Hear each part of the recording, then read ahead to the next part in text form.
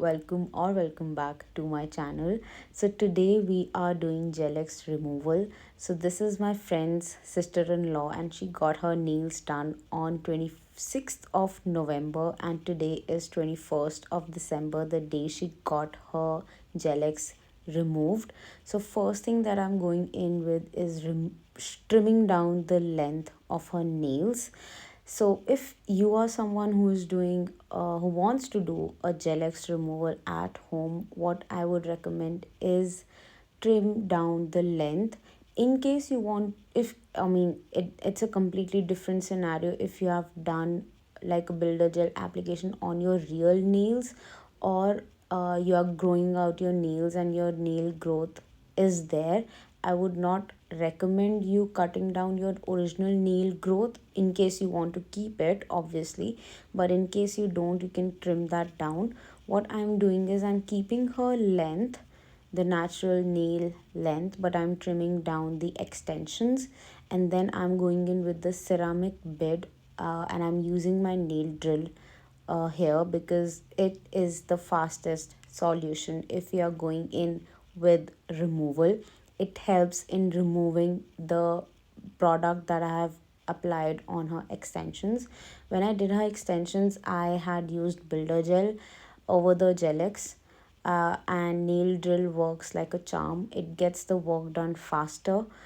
In case you don't have a nail drill, it is totally fine. You can also use a nail file.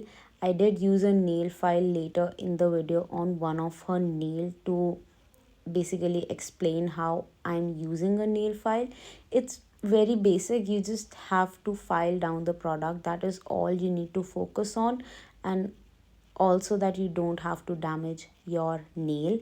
File down as much product as you can and bring it closest to your natural nail, but not too close because you can also burn or hurt yourself.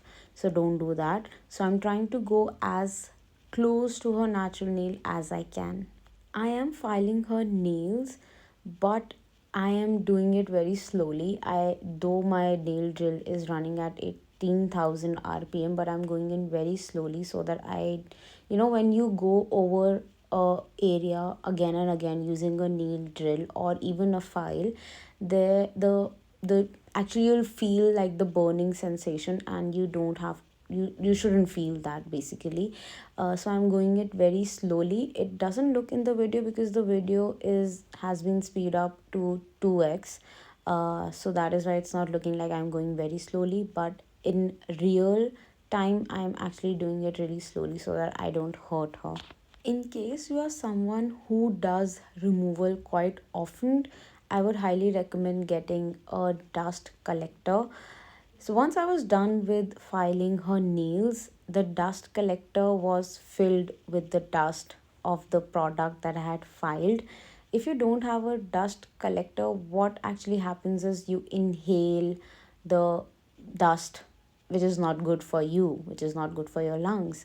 So here I have the dust collector and I'm also wearing a mask to protect myself so that I don't breathe in the dust. So I would highly recommend doing that. In case you don't want to invest in a dust collector, it's totally fine. I would recommend placing a wet towel, so that it catches all the dust uh, over it, and do wear a face mask to prevent from inhaling the dust.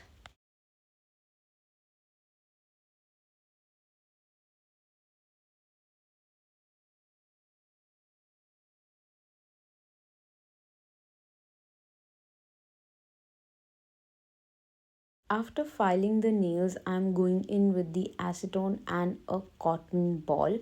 So I am actually drenching the cotton ball in acetone and placing it over the nails and then wrapping it up with the foil paper.